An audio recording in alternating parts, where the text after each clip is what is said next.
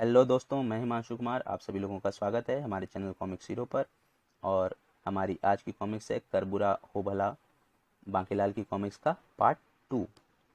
बीमारी का कारण जानने के लिए महामंत्री सैनिकों के सोने खेमे में पहुंचा और पूछताछ करने लगा। जल्द ही इस पूछताछ का नतीजा सामने आया और वह सैनिक जिसने बांकेलाल को भोजन में कुछ मिलाते देखा था वह डरता हुआ सामने आया। ज, ज, ज, ज, जी हुजूर, जी हुजूर, मैंने सुबह भंडारे में बांकीलाल जी को भोजन में कुछ मिलाते देखा था। क्या बात है जवान, डरो नहीं, जो कहना है साफ साफ कहो। क्या?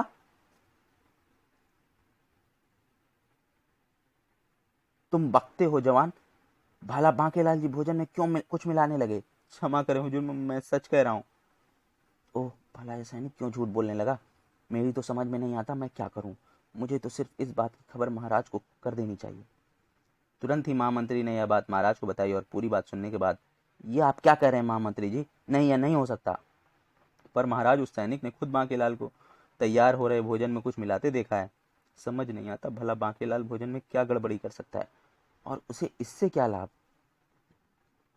महाराज, मेरे ख्याल से तो पहले राजवैद्य से भोजन का परीक्षण करवाया जाए ताकि आगे सही निर्णय लिया जा सके। जैसा चाहो वैसा करो महामंत्री जी, हमारी तो कुछ समझ में ही नहीं आता आखिर हो क्या रहा है। महामंत्री ने वहीं राजवैद्य को बुलवाया और साथ ही भंडारे से थोड़ा सा भोजन भी। वैद्य जी, आप इस भोजन का परीक्षण करके बताएं, इसमें कुछ मिला हुआ तो नहीं? अभी लीजिए हुजूर। फिर वैद्य जी वह भोजन लेकर अपने खेमे में आए और तरह तरह से उसका परीक्षण करने लगे और राजवैद्य ने जल्दी भोजन में मिले जमालगोटे का रहस्य जान लिया। ओह, भोजन में तो जमालगोटा मिलाया गया है। मुझे तुरंत ही इस बात की सूचना महाराज को देनी चाहिए। फिर, हुजूर, इस भोजन में जमालगोटा बहुत अच्छी मात्रा में मिलाया गया है। क्या? ओह, नीच कमीने बांकेलाल, हम तुझे ऐसी सजा देंगे कि महामंत्री जी, फौरन बांकेलाल को बंदी बनाकर हमारे सामने पेश किया जाए। जो आज्ञा महाराज की। और इधर बांकेलाल भागने की फिराक में था। अब मेरा यहाँ का काम पूरा हुआ। मुझे अब यहाँ से भाग निकलना चाहिए और फिर यहाँ की पूरी स्थिति की जानकारी उधमपुर के राजा को देनी चाहिए। पर अभी बांकेलाल भागने की तैयारी कर ही रहा था कि खबरदार बांकेलाल, भागने की कोशिश मत करना। सैनिकों, पकड़ लो इसे। क्या? पर क्यों? सैनिकों ने तुरंत आगे बढ़कर बांकेलाल को दबोच लिया। इस हरकत का मतलब महामंत्री जी, आखिर आप कहना क्या चाहते हैं? बांकेलाल, तुम्हारी पोल खुल चुकी है। तुमने न केवल हमारे महाराज से नमक हरामी की बल्कि पूरे राज्य के साथ गद्दारी की है। यही नमक हराम की तूने भोजन में जमालगोटा मिलाकर हमारी सारी सेना को लगभग नर्वस कर दिया है। एक प्रकार से तूने हमें जीते जी मार डाला है दुष्ट। अपनी पोल खुलती देख बांकीलाल बुरी तरह घबरा गया, किंतु किसी तरह अपने होशोहवास पर काबू करके बोला, ये आप किस पर इल्जाम लगा रहे हैं महामंत्री जी? आप नहीं जानते हम विशालगढ़ राज्य के राज अतिथि हैं। मैं आपकी जातियों की शिकायत महाराज से करूंगा। धोखे लाल, धोखेबाज। याद रख, तुझे भोजन में जमाल गोटा मिलाते हुए जिस सैनिक ने देखा था, खुद उसने तेरी शिकायत महाराज से की है और महाराज के हुक्म से ही मैं तुझे गिरफ्तार करने आया हूँ। बेटा बांके, अब तेरा खेल खत्म। अब तेरी पोल खुल चुकी है और अब महाराज तुझे सिर्फ एक ही सजा देंगे, मौत। मौत, सिर्फ मौत। मुझे माफ कर दीजिए हुजूर। खामोश नमक हराम, सैनिकों ले चलो इसे बांधकर महाराज के सामने। महामंत्री ने बांकेलाल को महाराज के सामने पेश किया। बोल दुष्ट, क्योंकि तूने ऐसी नीच हरकत, बता, बोल दुष्ट, बोल। वो माफी, रहम महाराज, रहम। खामोश नीच, तूने हमारे साथ ही नहीं बल्कि अपने देश, अपने साथियों के साथ गद्दारी की है। हम तुझे कभी माफ नहीं कर सकते। महाराज मुझे। चुप हो जा मक्कार। रहम महाराज, रहम। महामंत्री जी, आप इसे फौरन मेरी आंखों के सामने से हटा दीजिए। कल युद्ध प्रारंभ होने से पहले हम खुद अपने हाथों से इसका गला काटेंगे। यही इसकी सजा है। सैनिकों, ले जाओ इसे। नहीं। फिर सैनिक बांकेलाल को घसीटते हुए वहां से ले गए। उधर इधर उधमपुर के राजा उधम सिंह के खेमे में उधमपुर के बुद्धिमान जासूस पोपटलाल और चौपटलाल अपने राजा उधम सिंह के सामने सिर झुकाए खड़े थे। इसमें कोई शक नहीं कि आप दोनों विलक्षण सूझबूझ वाले हैं, या कहा जाए कि आप दोनों हमारी सेना की रीढ़ हैं, तो कोई अतिशयोक्ति नहीं होगी। महाराज, ये तो आपका बड़प्पन है, वरना हम किस काबिल हैं? वह आप दोनों द्वारा लाई गई दुश्मन सेना की गुप्त जानकारी है, जिसकी बदौलत हमने कई देशों में बड़ी सरलता से विजय प्राप्त की है। और आज भी हम चाहते हैं कि आप दोनों फौरन यहाँ से जाकर किसी प्रकार विशालगढ़ की सेना का जायजा लें और शाम तक अपनी जानकारी हमारे सामने पेश करें। आज्ञा का पालन होगा अन्नदाता। फिर जासूस पोपटलाल और चौपटलाल अपने राजा की आज्ञा अनुसार चल पड़े विशालगढ़ की सेना की स्थिति का जायजा लेने। और कुछ दूर चलने के बाद, भाई पोपटलाल वो देखो सामने विशालगढ़ के सैनिक।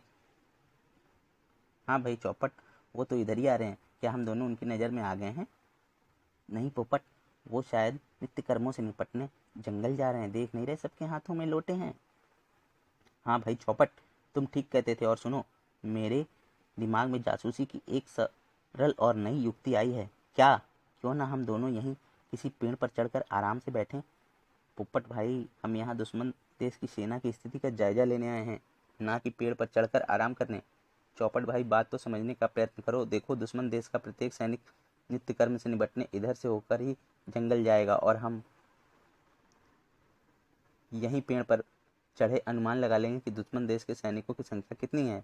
मान गया भाई पोपट, तेरे दिमाग को क्या धांसू तरकीब आई है तेरे भेजे में। फिर देर किस बात की प्यारे, चढ़ लो उस बरगद के पेड़ पर। ठीक है, चलो। फिर दोनों जासूस सामने खड़े विशाल बरगद के पेड़ पर चढ़ गए और सामने से जंगल पानी के लिए जा रहे विशालगढ़ के सैनिकों की गिनती करने लगे। और फिर कुछ देर बाद, चौपट, तुम्हारे अनुमान से अब तक कितने सैनिक निवृत्त होकर वापस जा चुके होंगे? यही करीब 50-55 हजार सैनिक। और हमारा अनुमान क्या था? यही कोई 40-45 हजार सैनिक। पर यह तो 50-55। तुम कहना क्या चाहते हो? यही कि हमारी पुरानी जानकारी कितनी गलत थी। और सुनो, सैनिक अभी भी आते ही जा रहे हैं, यानी कि हम अभी तक बहुत बड़ी गलतफहमी में थे। यह वही समय था जब विशालगढ़ के सैनिकों को दस्त की भयंकर बीमारी लगी हुई थी और वह बार बार लोटा हाथ में उठाए जंगल की ओर भाग रहे थे और पेड़ पर चढ़े चौपट पोपट उन्हें नया सैनिक समझकर दुश्मन देश की सेना की संख्या के बारे में गलतफहमी में पड़ गए थे। सैनिक निरंतर आते जाते रहे और यह देख जासूस पोपटलाल और चौपटलाल के चेहरे पर पसीना चमकने लगा। भाई चौपट, विशालगढ़ के महाराज के पास इतनी बड़ी सेना? ताज्जुब है। इसमें ताज्जुब की क्या बात है भाई पोपट? पड़ोसी देश के राजाओं ने गुप्त मदद की होगी राजा विक्रम सिंह की। तुम शायद ठीक कहते हो। तुम्हारे ख्याल से अब तक कितने सैनिक नित्य कर्म से निवृत्त हो चुके होंगे? लगभग 2 लाख। और हमारे महाराज अपनी 70,000 की सेना को विशालगढ़ की सेना के मुकाबले दुगना समझ रहे हैं। चौपट भाई, तुम कहना क्या चाहते हो? यही कि हमारे महाराज को इस गलतफहमी में बहुत बड़ी पराजय का मुंह देखना पड़ेगा। तो चौपट भाई, हमें क्या? हमारे महाराज हारे या जीते, अरे भाई हम जासूस हैं। हमारा काम है दुश्मन देश की सैनिक जानकारी प्राप्त करना और प्राप्त जानकारी अपने राजा के सामने पेश करना। तुम शायद ठीक कहते हो भाई पोपट। आओ हम यह गर्मा गर्म खबर फौरन अपने महाराज को दें। चल भाई चौपट। थोड़ी देर में पोपट और चौपट अपने महाराज उधम सिंह के सामने थे। अन्नदाता, गुस्ताखी माफ। अन्नदाता, विशालगढ़ की सेना अपनी सेना के मुकाबले तिगुनी चौगुनी है। ये तुम क्या कह रहे हो चौपट? अन्नदाता, चौपट ठीक कह रहा है। हम लोगों ने अपनी आंखों से विशालगढ़ की विशाल सेना देखी है। क्या? जी हाँ अन्नदाता। अब आप ही उस देश की बड़ी सेना की संख्या का अंदाजा लगाएं जिस देश के सैनिक एक बार में हजारों की संख्या में नित्य कर्म से निपटने के लिए जंगल जाते हैं और उनके वापस आते ही दूसरी टोली आती है और यही क्रम सुबह से लेकर दोपहर तक चलता है, पर सैनिक फिर भी आते जाते रहते हैं। ओह, पर हमारी जानकारी में तो विशालगढ़ की सेना इतनी बड़ी ना थी। यह बात तो आपकी जगह सही है अन्नदाता, पर हमारा अनुमान है कि पड़ोस के कई राज्यों ने मिलकर राजा विक्रम सिंह की मदद की है। यह तो हो सकता है, पर अब हम क्या करें? कल युद्ध में हमारी पराजय तो हमारी नाक कटवा देगी। अन्नदाता, हमें विशालगढ़ के महाराज विक्रम सिंह से अपनी पराजय स्वीकार कर संधि का रास्ता अपनाना चाहिए। अन्नदाता, यह तो हमारा फर्ज है। हाँ, यही ठीक रहेगा। वाकई तुम दोनों जासूसों ने समय समय पर हमें ठीक सुझाव देकर हमारी नाक इतनी ऊंची कर दी है। अन्नदाता, यह तो हमारा फर्ज है। अब तुम दोनों बिना विलंब किए राजदूत ठेंगा सिंह के साथ विशालगढ़ के महाराजा के पास चले जाओ। मैं तुम्हें संधिमान लिखे देता हूँ। ठीक है अन्नदाता। फिर उधमपुर के दोनों जासूस और राजदूत तीनों चल पड़े विशालगढ़ के महाराज से मिलने। इधर अपने खेमे में विशालगढ़ के महाराज और महामंत्री बेहद चिंतित थे कि पहरेदार उनके सामने पहुंचकर बोला, महाराज की जय हो। आपसे उधमपुर के राजदूत और 2 जासूस मिलना चाहते हैं। पर क्यों?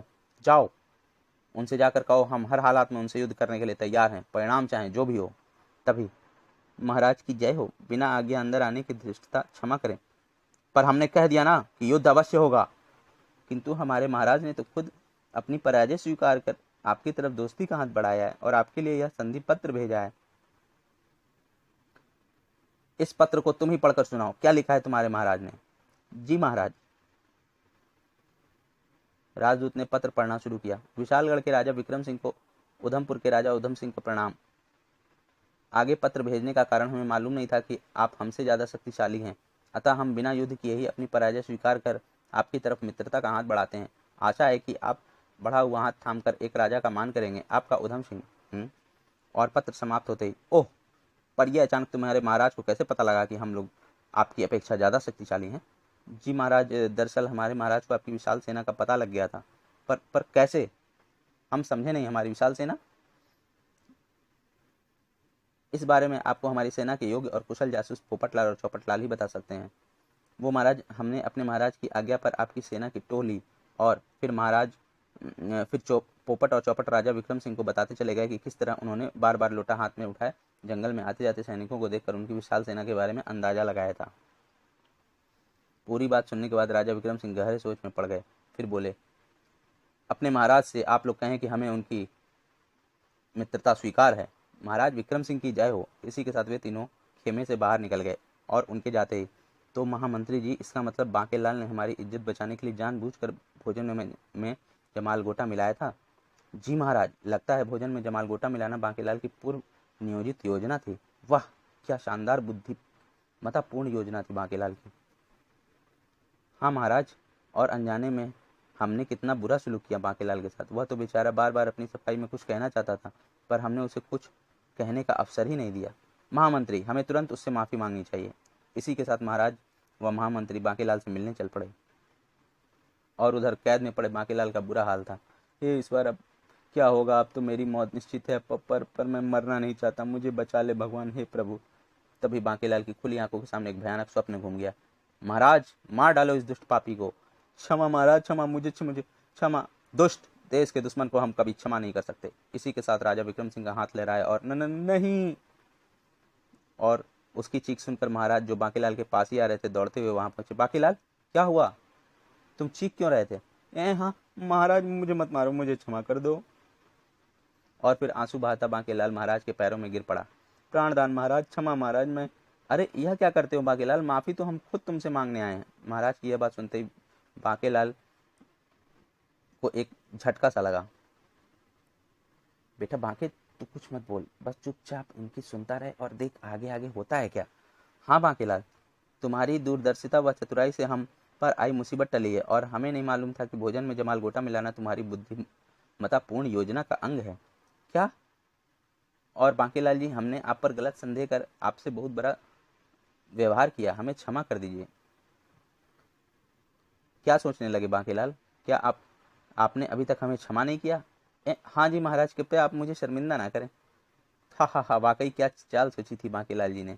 विशालगढ़ की सेना को जब बांकेलाल की वजह योजना बताई तो सभी बांकेलाल की जय जयकार कर उठे। हा, बांकेलाल ने हमारे पेट को थोड़ी तकलीफ देकर हमारे प्राण और इज्जत दोनों की रक्षा की है। बांकेलाल जी की जय जय। फिर विशालगढ़ वापस पहुंचकर महाराज विक्रम सिंह ने बांकेलाल को सम्मानित करने के लिए एक विशाल जनसभा का आयोजन किया। बांकेलाल जी, आज आपकी वजह से ही हमारे देश की इज्जत बरकरार है, जिसके लिए हम हृदय से आपके आभारी हैं, और साथ ही आपकी बुद्धिमत्ता पर खुश होकर हम आपको 2000 स्वर्ण मुद्राएं पुरस्कार स्वरूप प्रदान करते हैं। जी। कमबख्त, कितना कंजूस राजा है। अगर मेरी योजना सफल हो जाती तो उधमपुर के राजा मुझे 2-4 गांव इनाम में देते, पर हाय रे मेरी किस्मत, हर बार की तरह मेरी योजना की टांग टूट गई। इधर बांकेलाल अपनी किस्मत को रो रहा था और देशवासी उसके मन के विचारों से अनभिज्ञ उसे विशेष सम्मान भरी दृष्टि से देख रहे थे। बांकेलाल की जय। दोस्तों, हमारी ये कहानी यहीं पर समाप्त होती है, और अब हम मिलते हैं बांकेलाल की अगली कॉमिक्स में, जिसका नाम है राजकोष के लुटेरे, जिसका लिंक डिस्क्रिप्शन में दिया हुआ है। आप उस लिंक पे क्लिक करके उसे पढ़ सकते हैं। धन्यवाद।